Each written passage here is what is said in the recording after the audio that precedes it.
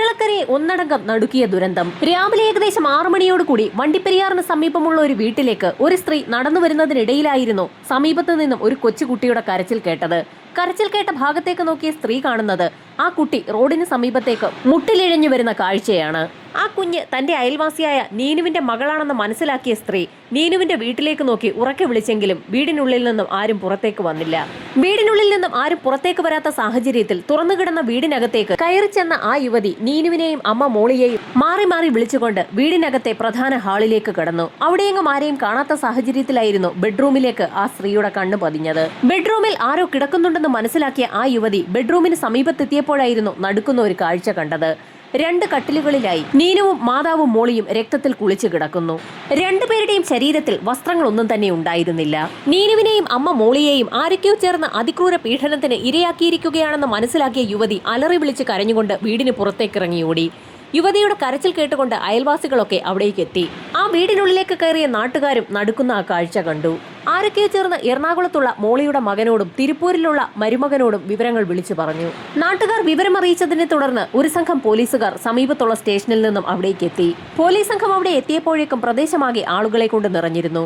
അകത്തെ ബെഡ്റൂമിലെ കാഴ്ച കണ്ട് പോലീസ് സംഘവും അമ്പരന്നുപോയി.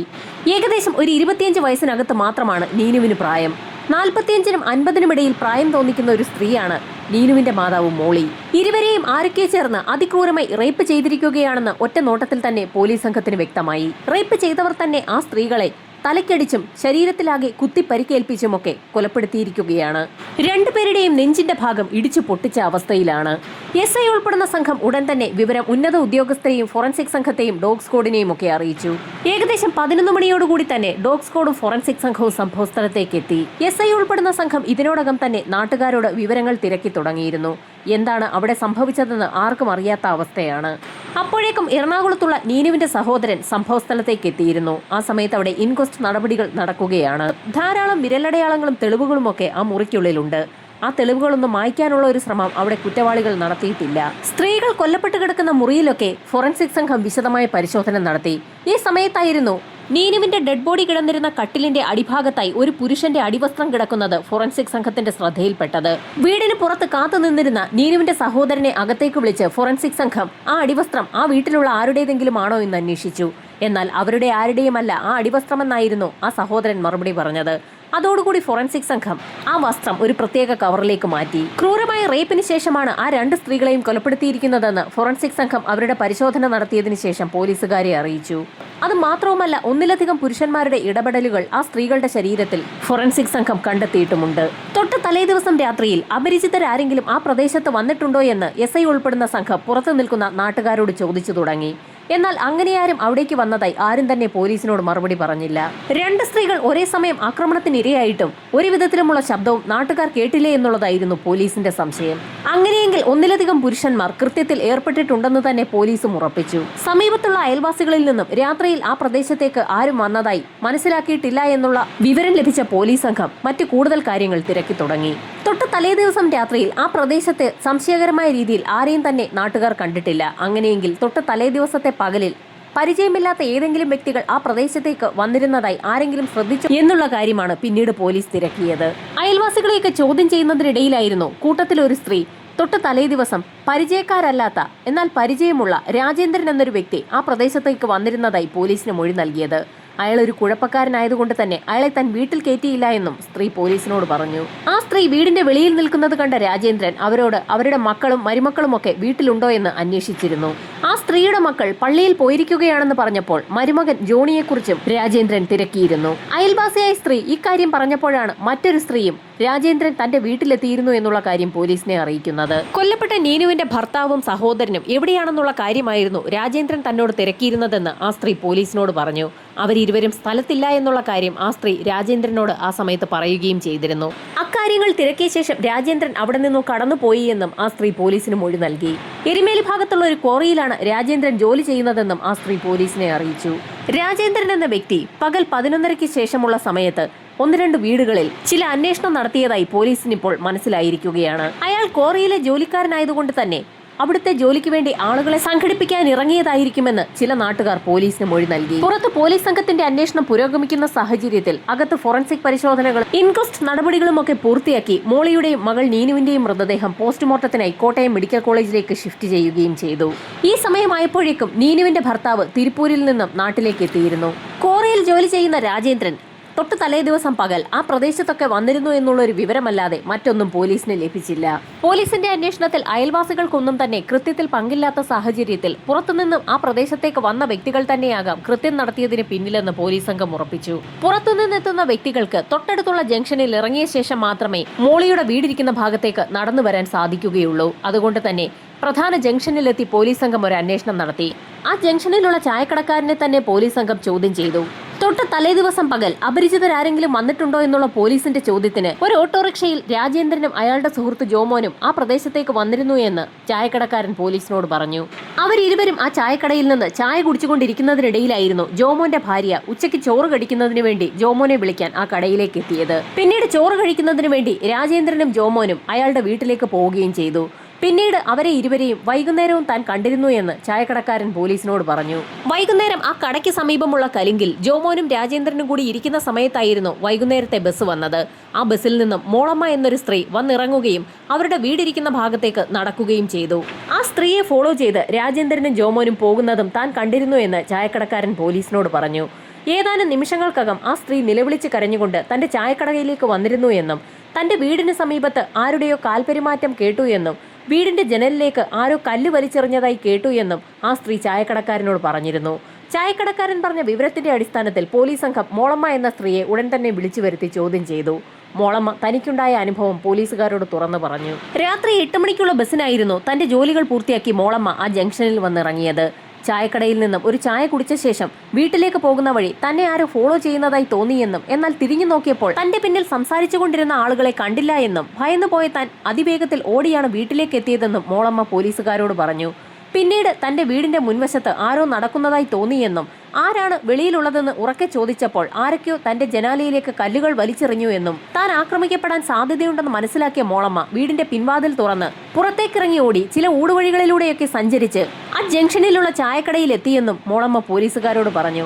രാത്രി 10 മണിയോടുകൂടി ടൗണിലെ തന്റെ ജോലികൾ പൂർത്തിയാക്കി മോളമ്മയുടെ ഭർത്താവ് ആ ജംഗ്ഷനിലെത്തും. അതുകൊണ്ട് തന്നെ ഇനി ഭർത്താവിനൊപ്പം വീട്ടിലേക്ക് പോയാൽ മതിയെന്ന് ചായക്കടക്കാരൻ മോളമ്മയോട് പറഞ്ഞു.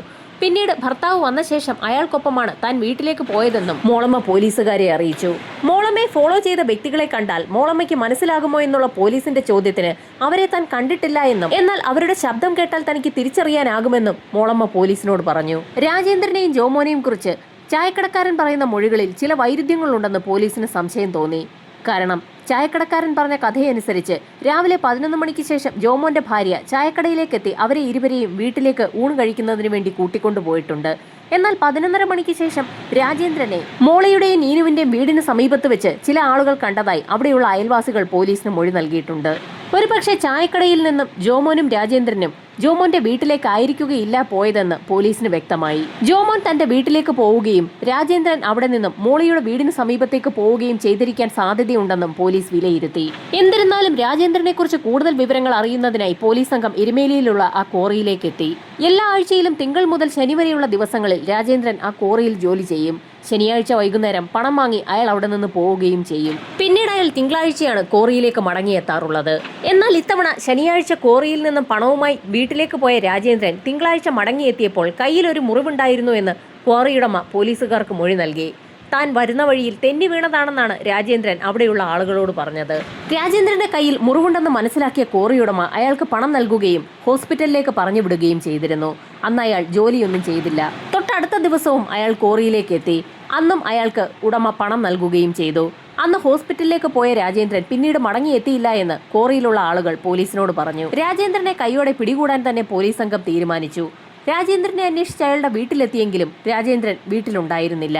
എന്നാൽ പോലീസിന്റെ ഭാഗ്യത്തിന് രാജേന്ദ്രനെ അയാളുടെ വീടിന് സമീപത്ത് വെച്ച് തന്നെ പോലീസ് സംഘത്തിന് കണ്ടെത്താനും കസ്റ്റഡിയിലെടുക്കാനും കഴിഞ്ഞു. രാജേന്ദ്രനെ കസ്റ്റഡിയിലെടുത്ത പോലീസ് സംഘം അയാളെ മെഡിക്കൽ പരിശോധനയ്ക്ക് വിധേയമാക്കി.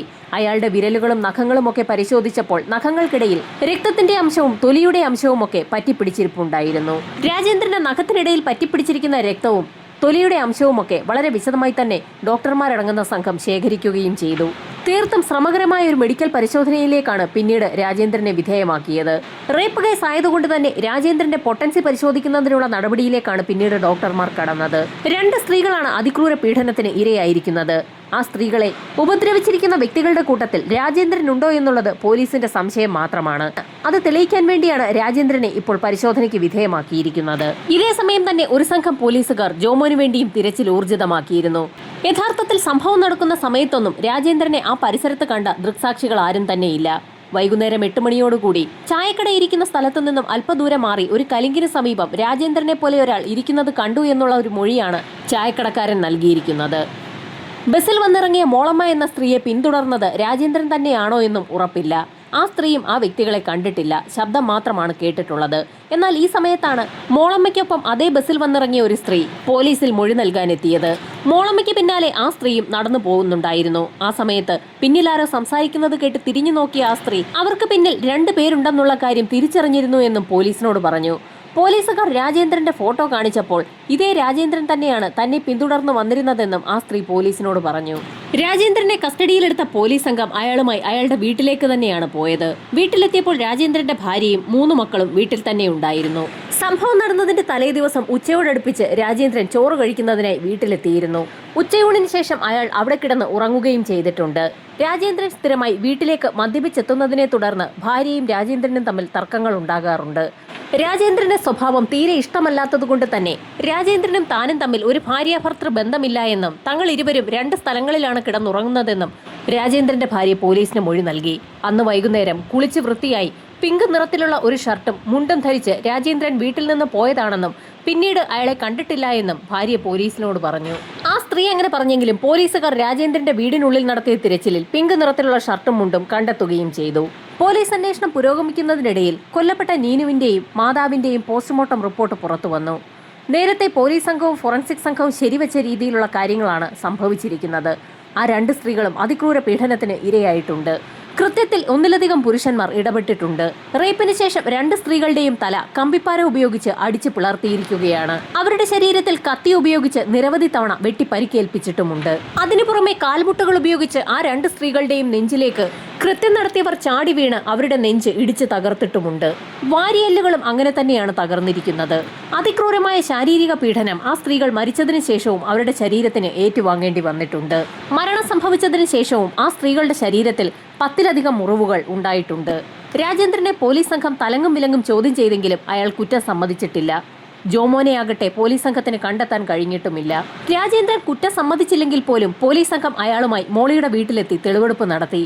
എങ്ങനെയാണ് താൻ കൃത്യം നടത്തിയതെന്ന് പോലീസ് സംഘത്തിനും ഫോട്ടോഗ്രാഫർക്കും മുൻപാകെ രാജേന്ദ്രൻ കാണിച്ചു കൊടുത്തു. മോളിയുടെ വീടിന്റെ പിൻഭാഗത്തുള്ള കുറ്റിക്കാട്ടിൽ നിന്നും വലിച്ചെറിയപ്പെട്ട നിലയിലുള്ള ഒരു കത്തിയും അതോടൊപ്പം തന്നെ കമ്പിപ്പാരയും പോലീസ് സംഘം തിരച്ചിലിനൊടുവിൽ കണ്ടെത്തി. ആ ആയുധങ്ങളിൽ പറ്റിപ്പിടിച്ചിട്ടുള്ള രക്തത്തിന്റെ പാടുകൾ കൊല്ലപ്പെട്ട സ്ത്രീകളുടെ രക്തം തന്നെയാണോ എന്ന് തിരിച്ചറിയേണ്ടതുണ്ട്.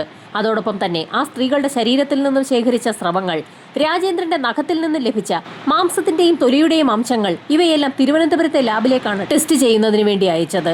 ഇവയെല്ലാം മാച്ച് ചെയ്തെങ്കിൽ മാത്രമേ കുറ്റകൃത്യത്തിന് പിന്നിൽ രാജേന്ദ്രനും സുഹൃത്ത് ജോമോനുമാണോ എന്നുള്ള കാര്യത്തിൽ ഉറപ്പുവരുത്താൻ കഴിയുകയുള്ളൂ. രാജേന്ദ്രനുമായി തെളിവെടുപ്പ് പൂർത്തിയാക്കിയ പോലീസ് സംഘം സംഭവിച്ച കാര്യങ്ങളൊക്കെ മാധ്യമങ്ങളോട് തുറന്നു പറഞ്ഞു. നേരത്തെ തന്നെ മോളിയെയും മകളെയും നോട്ടമിട്ടിരുന്ന രാജേന്ദ്രനും സുഹൃത്തും ചേർന്ന് അവരുടെ വീട്ടിൽ ആണുങ്ങൾ ആരും തന്നെ ഇല്ല എന്ന് മനസ്സിലാക്കി സംഭവം നടന്ന ദിവസം രാത്രിയിൽ മോളിയുടെ വീടിനുള്ളിലേക്ക് അതിക്രമിച്ച് കയറുകയും മോളിയെയും മകൾ നീനുവിനെയും അതിക്രൂര പീഡനത്തിന് ഇരയാക്കുകയും മോളിയും നീനുവും രാജേന്ദ്രനെയും കൂട്ടുകാരനെയും തിരിച്ചറിഞ്ഞതിനെ തുടർന്ന് കൃത്യം നടത്തിയത് മറ്റുള്ള ആരെങ്കിലും ആണെന്ന് തെറ്റിദ്ധരിപ്പിക്കുന്നതിനു വേണ്ടി മോളിയുടെയും നീനുവിന്റെ ശരീരത്തിൽ വെട്ടി പരിക്കേൽപ്പിക്കുകയും ചെയ്തു. ഈ സമയം നീനുവിന്റെ കുട്ടി നല്ല ഉറക്കത്തിലായിരുന്നു. ആ വീട്ടിൽ നിന്ന് പുറത്തേക്കിറങ്ങിയ അവർ കമ്പിപ്പാരയും കൊലപ്പെടുത്തുന്നതിനുപയോഗിച്ച കത്തിയും തൊട്ടടുത്തുള്ള കുറ്റിക്കാട്ടിലേക്ക് വലിച്ചെറിഞ്ഞ ശേഷം അവിടെ നിന്ന് സ്ഥലം വിട്ടു. പോലീസ് പറഞ്ഞ കഥയിൽ എത്രത്തോളം വാസ്തവമുണ്ടെന്നറിയണമെങ്കിൽ തിരുവനന്തപുരത്തെ ഫോറൻസിക് ലാബിലെ പരിശോധനാ ഫലം പുറത്തുവരണം. ഏതാനും ദിവസങ്ങൾക്കകം തന്നെ ഫോറൻസിക് റിപ്പോർട്ട് പുറത്തുവന്നു. മോളിയുടെ മുറിക്കുള്ളിലെ കട്ടിലിനടിയിൽ നിന്ന് ലഭിച്ച അടിവസ്ത്രം പോലീസ് സംഘം നേരത്തെ തന്നെ കളക്ട് ചെയ്തിരുന്നു. അതിൽ പറ്റിപ്പിടിച്ചിരുന്ന സ്രവങ്ങളുടെ സാമ്പിളുകൾ രാജേന്ദ്രന്റെ DNA-യുമായി മാച്ച് ചെയ്യുന്നുണ്ട്. അതിനു പുറമെ ആ സ്ത്രീകളുടെ ശരീരത്തിൽ നിന്ന് ലഭിച്ച സ്രവങ്ങളുടെ DNA-യും രാജേന്ദ്രന്റെ DNA-യുമായി മാച്ച് ചെയ്യുന്നുണ്ട്. അതിനു പുറമെ ഒരു പുരുഷന്റെ DNA കൂടി പോലീസിന് ലഭിച്ചിട്ടുണ്ട്. അത് രാജേന്ദ്രന്റെ സുഹൃത്ത് ജോമോന്റേതാണെന്നാണ് പോലീസ് കണ്ടെത്തിയിരിക്കുന്നത്. എന്നാൽ ജോമോനെ കസ്റ്റഡിയിൽ കിട്ടാത്ത സാഹചര്യത്തിൽ അത് ജോമോന്റേതാണെന്ന് ശരിവെക്കാൻ പോലീസിന് കഴിയുമായിരുന്നില്ല. ഇതിനു പുറമെ രാജേന്ദ്രന്റെ നഖത്തിനിടയിൽ നിന്ന് ലഭിച്ച മാംസത്തിന്റെ അംശവും തൊലിയുടെ അംശവും ഒക്കെ മോളിയുടെയും മകൾ നീനുവിന്റേതുമാണെന്ന് തെളിഞ്ഞു. മോളിയുടെയും നീനുവിന്റെയും ഒക്കെ മാംസത്തിന്റെയും തൊലിയുടെയും ഒക്കെ അംശം രാജേന്ദ്രന്റെ നഖങ്ങൾക്കിടയിൽ എങ്ങനെ വന്നു എന്നുള്ള പോലീസിന്റെ ചോദ്യത്തിന് രാജേന്ദ്രന് ഉത്തരമില്ല എന്നുള്ളതാണ് സത്യം. എന്നിരുന്നാലും എല്ലാ തെളിവുകളോടും കൂടി പോലീസ് സംഘം രാജേന്ദ്രനെ കോടതിയിൽ ഹാജരാക്കി. കൂട്ടുപ്രതിയായ ജോമോനെ കണ്ടെത്താൻ കഴിയാത്ത സാഹചര്യത്തിൽ സാധാരണയായി കോടതിയിൽ വാദം തുടങ്ങാൻ താമസം നേരിടാറുണ്ട്. എന്നാൽ രാജേന്ദ്രനെ പ്രതിയാക്കിക്കൊണ്ട് വാദം ആരംഭിക്കണമെന്നുള്ളതാണ് പോലീസിന്റെ ആവശ്യം. സാധാരണയായി 2 പ്രതികളുള്ള കേസിൽ ഒരാളെ മാത്രമേ പോലീസിന് പിടികൂടാൻ സാധിച്ചിട്ടുള്ളൂ എങ്കിൽ മറ്റേയാളെ പോലീസ് സംഘം പിടികൂടുന്ന കാലയളവിൽ ആദ്യത്തെ പ്രതി ജാമ്യം നേടി പുറത്തു പോകാൻ ഒരു സാധ്യതയുണ്ട്. ആ സാധ്യത ഒഴിവാക്കാനാണ് രാജേന്ദ്രനെ പ്രതി ചേർത്തുകൊണ്ട് വിചാരണ ആരംഭിക്കണമെന്ന് പോലീസ് സംഘം കോടതിയിൽ ആവശ്യപ്പെട്ടത്. കോടതിയിൽ വാദപ്രതിവാദങ്ങൾ ആരംഭിച്ചപ്പോൾ തനിക്ക് ഈ കേസുമായി യാതൊരു ബന്ധവുമില്ല എന്നുള്ള കാര്യത്തിൽ രാജേന്ദ്രൻ ഉറച്ചു നിന്നു. ദൃക്സാക്ഷികളില്ലാത്ത ഈ കേസിൽ സാഹചര്യ തെളിവുകളുടെ ഒരു ശൃംഖല തന്നെയാണ് കോടതിയിൽ പോലീസ് ഹാജരാക്കിയത്.